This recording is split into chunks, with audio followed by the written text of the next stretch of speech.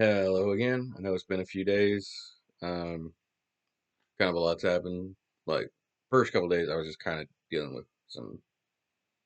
I don't know. I was feeling a little depressed and wasn't really feeling up to reading. And then on Friday, my grandma got put in the hospital. They think she has can't. She has like a she has something in her bladder, and they like looked at it and they think it's cancer. So they're gonna do surgery on Monday to get rid of it. So I was kind of too stressed slashed out of it to do these for a while. But visited her today. She seemed in good spirits by the time I got to her. Went to Easter service, had had, her, had them pray for her. Told my friends they're praying for her. So she's gonna leave. She's gonna be okay. Um, as well, I'm imagining by the time anybody reads this, the surgery will be over. It'll have been gone. However, it's gone. I'm believing it'll go well. But in honor of this, I am going to pray for her at the end. But I'm going to make it a more general prayer for anyone who is needing healing, you or a family member or what have you. And also, I mean, I'm going to try and catch up. Like, this is Easter weekend. Um, I'll try and do several in a row now. I'm going to try and do several in a row tomorrow. And yeah, I need to. This is good for me too, because like obviously, like Satan's been whispering in my ear, this is your fault. You have let down your responsibility to read the Bible and yada yada. And so I have to remember that is not God. That is just my own demons, whether just my brain or actual demons trying to mess with me. But we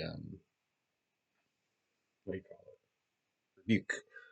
Rebuke those thoughts. We rebuke those demons, and we believe in God's promises. So I believe that's everything relevant at the moment. So let's get into reading. March 22nd. Man, I'm behind. um, I forgot to grab my list. So we're just going to do generic voice. What have I not done in a while? I guess I hadn't done an Australian accent in a while. We'll do that. March 22nd, we'll begin with Numbers, chapter 33, verse 40, to chapter 35, verse 34. It was then that the Canaanite king of Arad, who lived in Negeb, in the land of Canaan, heard that the people of Israel were approaching his land. After dealing with him, the Israelis journeyed from Mount Hor and camped at Zalmanah, then at Punon, then at Oboth, and Eabarim, at the border of Moab. From there, they went to Dibongad, and then to Almon Dibala Bethaim. How's that for a name? And on into the mountains of Abarim near Mount Nebo, and finally to the plains of Moab beside the river Jordan, opposite Jericho. While in that area, they camped at various places along the Jordan River, from Beth Jeshemoth as far as Abel Shittim on the plains of Moab. It was while they were camped there that the Lord told Moses to tell the people of Israel, when you pass across the Jordan River into the land of Canaan, you must drive out all the people living there and destroy all their idols. They carved stone, molten images, and open air sanctuaries in the hills where they worship their idols. I have given that land to you. Take it and live there. You will be given the land in proportion to the size of your tribes. The larger sections of land will be divided by lot among the larger tribes, and the smaller sections will be allotted to the smaller tribes. But if you refuse to drive out the people living there, those who remain will be as cinders in your eyes and thorns in your side. And I will destroy you as I planned for you to destroy them. Spoiler alert, they didn't kill everybody, and they're still dealing with that today. Um, and all throughout their history, they've had people in the land that God had given them, and they can't get rid of them. Before it was for, they just, it's a lot of work to kill everybody. I think. I mean, I don't remember. I don't know the exact reasoning, but they didn't drive out everybody. And now they got all the political pressure not to drive out everybody because, Palestine and whatnot. And it's a bit of a headache for them, isn't it? Yeah, it's not like it's not going well. But let's move on. The Lord told Moses to tell the people of Israel, when you come into the land of Canaan, I'm giving you the entire land as your homeland. The southern portion of the country will be the wilderness of Zin, along the edge of Edom. The southern boundary will begin at the Dead Sea and will continue south past Scorpion Pass in the district of Zin. Its southmost point will be Kadesh Barnea, which it will go to Hazaradah and on to Asmon. And from Asmon, the boundary will follow to the Brook of Egypt, down to the Mediterranean Sea. Your western boundary will be the coastline of the Mediterranean Sea. Your northern border will begin at the Mediterranean Sea and will proceed eastward to Mount Hor, then to Lebo Hamath, and on through Zedad and Ziphron to the Hazar Enan. The eastern border will be from Hazar Enan south to Shephem and then to Riblah at the east side of Ain. From there, it will make a large half circle, first going south and then westward, until it touches the southernmost tip of the Sea of Galilee, and then along the Jordan River, ending at the Dead Sea. This is the territory you are to apportion among yourselves by lot. Moses said, it is to be divided up among the 9½ tribes, for the tribes of Reuben, Gad, and the half tribe of Manasseh have already been assigned land on the east side of Jordan, opposite Jericho.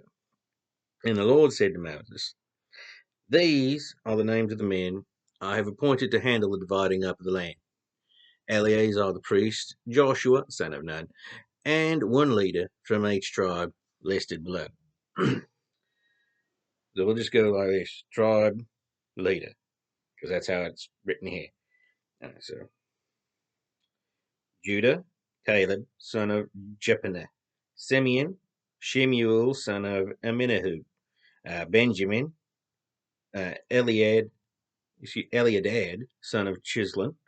Dan, Buki, son of Jogli.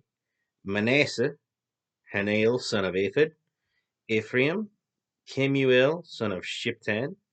Zebulun, Elizaphan, son of Panak. Issachar, Paltiel, son of Azan. Asher, Ahud, son of Shalomi. Naphtali, Pedahel, son of Amminahud. These are the names of the men I have appointed to oversee the dividing of land among the tribes.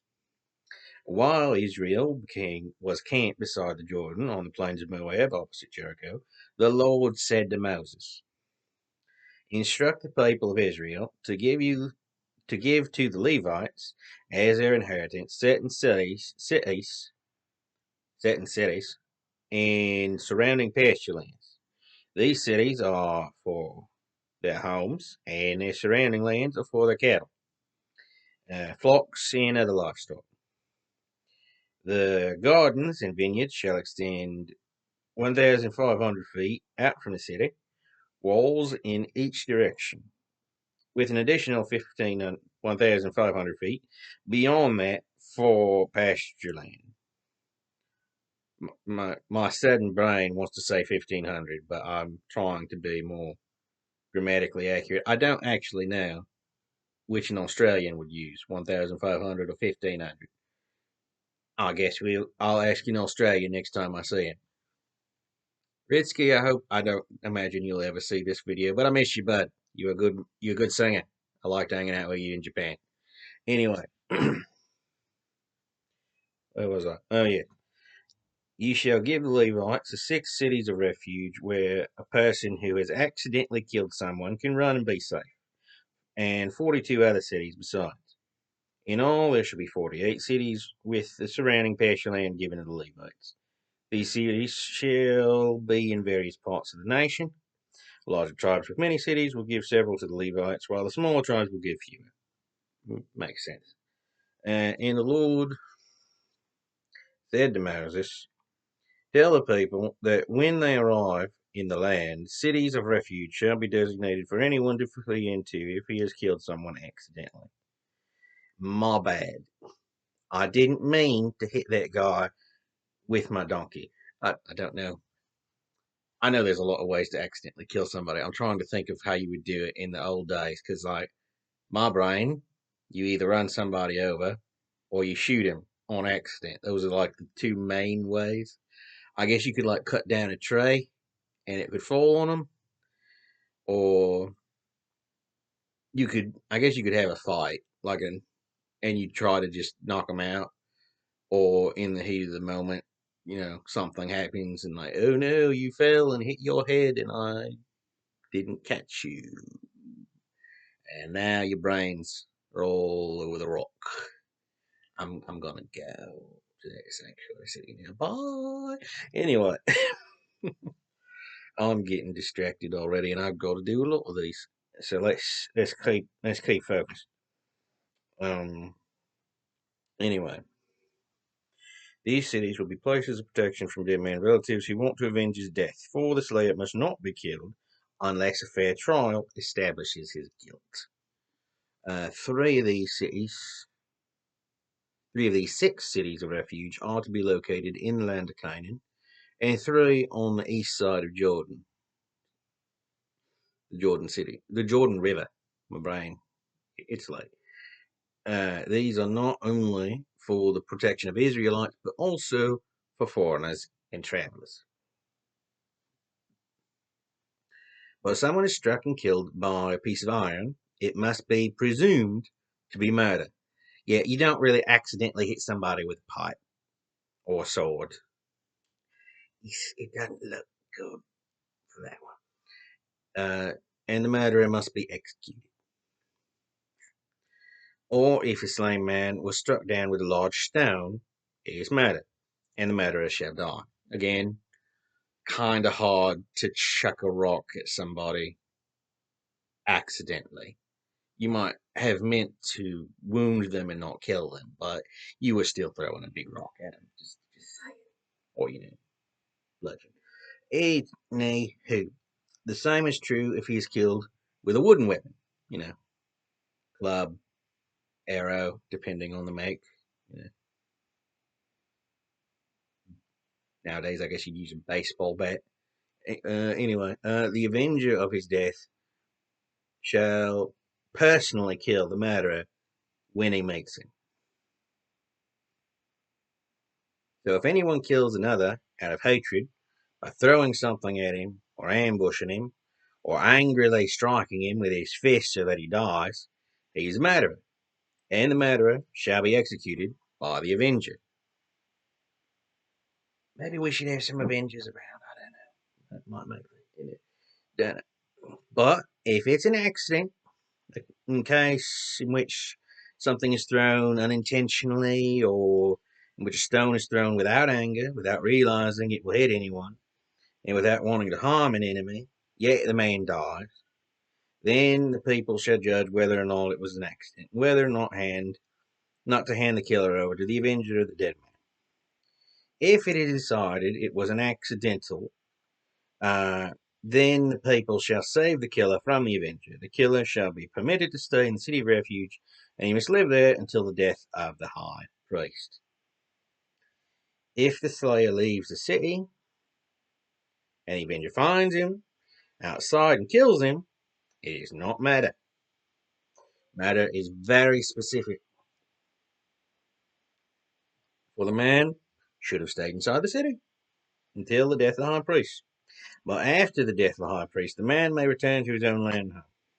These are permanent laws for all Israel from generation to generation.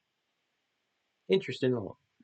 And I do like that they are qualifying a lot of these. Like, the Ten Commandments were kind of just general laws, and they didn't have the qualifiers. So we assume, and I assume, They're there for everybody, everywhere, all the time.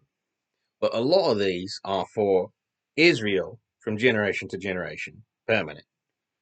I don't know if he uses all those qualifiers all three times, but that's specific. That's for Israel, not everybody, not you and me. Generation to generation, so it's intended to keep going. But he's still, that specific group. I would be curious. Don't know why I switched into French momentarily. I apologize. I don't know why. I would be very curious to talk to God and be like, okay, which of these would you actually like everybody to do? Like not. I see the most important two we know. Love God with all your heart, soul, mind, strength. Love your neighbor as yourself. What others would you have we as Americans do? As followers of God. Do we really need to do the circumcision thing? Is that really something we need? I mean, I don't know. I've heard it's for cleanliness and stuff, but I've also heard that's not really a big deal. I don't know. Um, I'm glad we don't go to sacrifice animals. I mean, we kill enough of them already and eat them, so it wouldn't be a big change either way. But because they taste it, but we don't have to just like burn them just to burn them, waggle them around. I'm getting so off topic. I'm like I said, I've been through a lot, and now my brain's just kind of in a loopy state. So I'm going to run on these tangents. Especially this accent doesn't help because it's such a laid back accent. I'm inclined to be a laid back what's the word narrator in this situation, and I'm getting into character. And in every Australian I've seen in any piece of media, they kind of ramble on about anything. Crop got the leg and they wrestled it and stabbed it, and then they ate it and they fed it to the dog, and the dog beat him at cards or something. I don't know. So let's just move on. I am so off topic. Anyway, Avenger, Slayer, City. All right, generation. All murderers must be executed, but only if there is more than one witness. No man shall die with only one person testifying against him. Whenever anyone is judged guilty of murder, he must die. No ransom may be accepted for him. Nor may payment be accepted from a refugee in a city of refuge, permitting him to return to his home before the death of the high priest.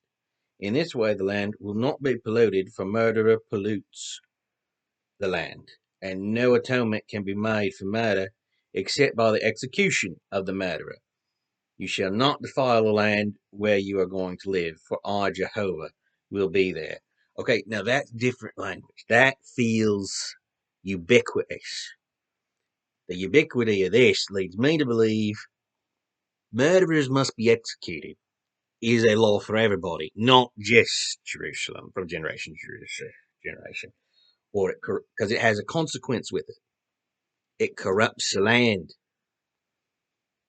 There's a reason that America and a lot of places have a lot of murderers, a lot of crime. A lot of that comes, I think, this right here. You don't serve justice by letting murderers walk free. You're doing a crime against the victim. You're doing a crime against yourself. You're doing a crime against the very land that belongs to God, not you, not me. Anyway, that's all for the Old Testament. Maybe Luke will be a little more chipper. We'll see. Luke chapter 5, verse 12 through 28. One day, in a certain village, Jesus was visiting. There was a man with an advanced case of leprosy. When he saw Jesus, he fell to the ground before him, face downward in the dust, begging to be healed. Sir, he said, if you will only, you can clear me of every trace of my disease. Jesus reached out and touched the man and said, of course I will. Be healed. And the leprosy left him instantly. Then Jesus instructed him to go at once, without telling anyone, what had happened, and to be examined by the Jewish priest. Offer the sacrifice Moses' law requires for lepers who are healed.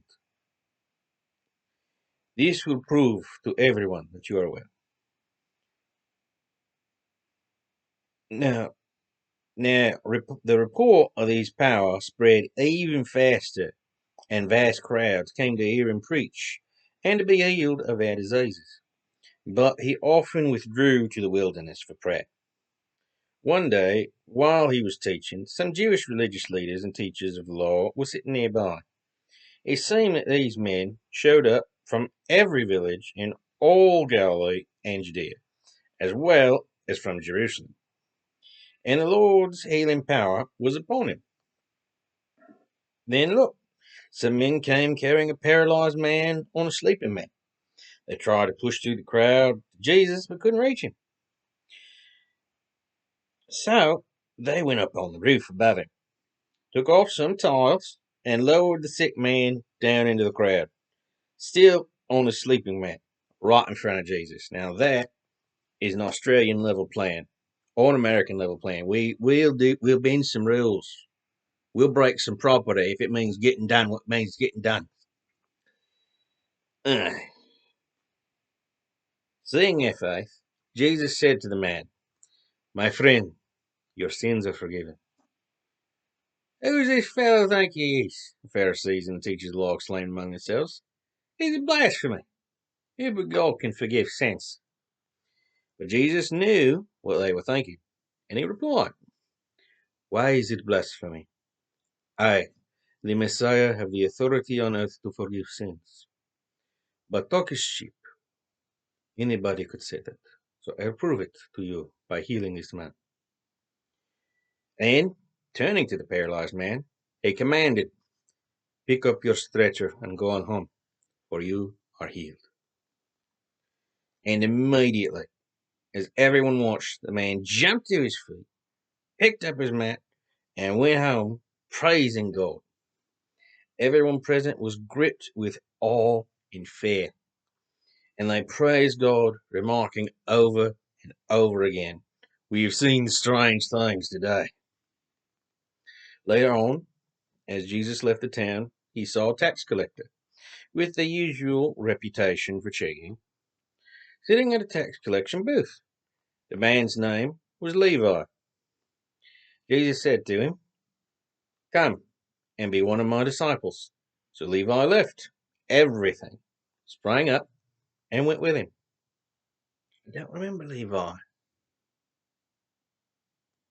Is this Matthew? Does Levi get his name changed to Matthew later?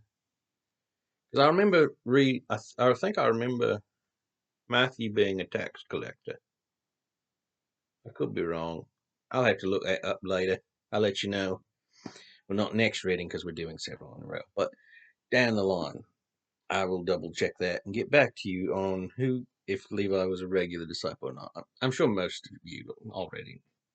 You can look it up yourself if you want to know right now. It's probably better than relying on me, just some guy. Yeah, I could lie to you. I'm not gonna. I don't do that, but I could. Would you know? Maybe. Or not. Anyway, that's all of Luke for this session. Moving on to Psalms, chapter 65, verses 1 through 13. I was trying to think of a funny way to do that. No, my brain just. Anyway, Psalm 6, I already said that. O God in Zion, we wait before you in silent praise, and thus fulfill our vow.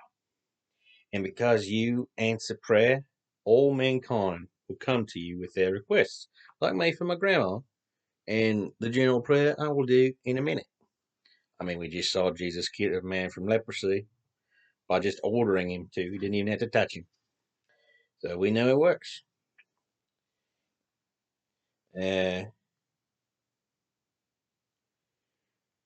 Those sins fill our hearts. You forgive them all. How greatly to be envied are those who you have chosen to come and live with you within the holy tabernacle courts.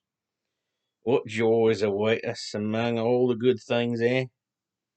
With dread deeds and awesome power you will defend us from our enemies.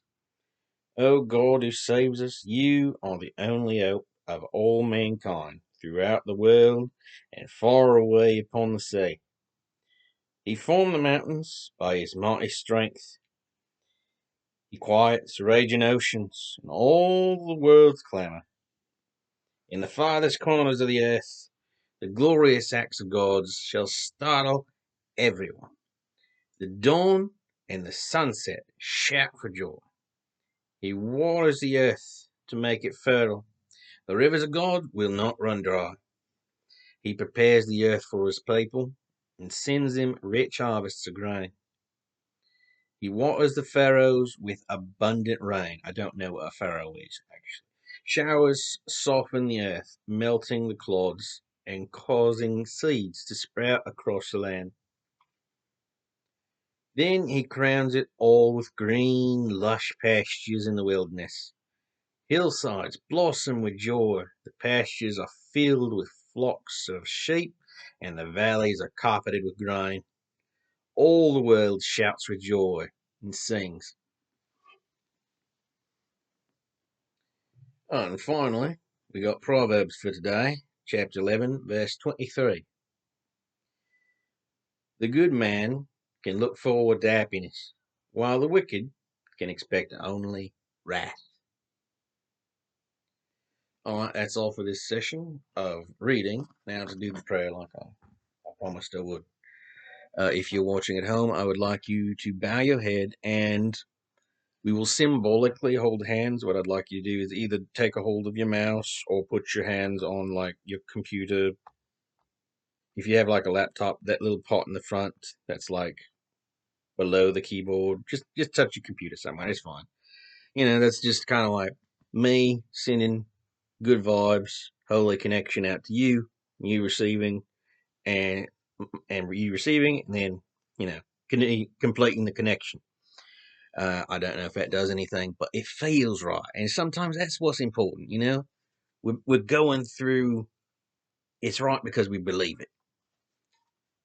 I don't know if that's biblical teaching right there or not.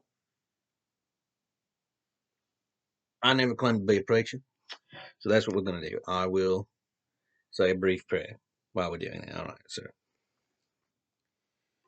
Lord in heaven, I thank you for all you've given us, and I am grateful that you sent your son to die and be resurrected on it's Sunday now, so on this day, you bore stripes from the whips, and you heal us of all our sicknesses and diseases, care for us, you love us.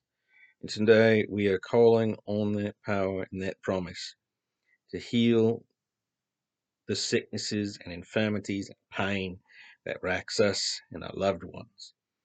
You will take our burdens and our pain and our sickness and drive it all away to be even the memory and time will fade.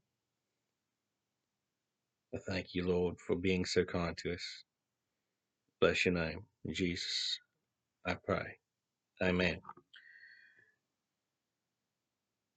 Thank you all again for watching. I hope that you got something out of this, and happy Easter.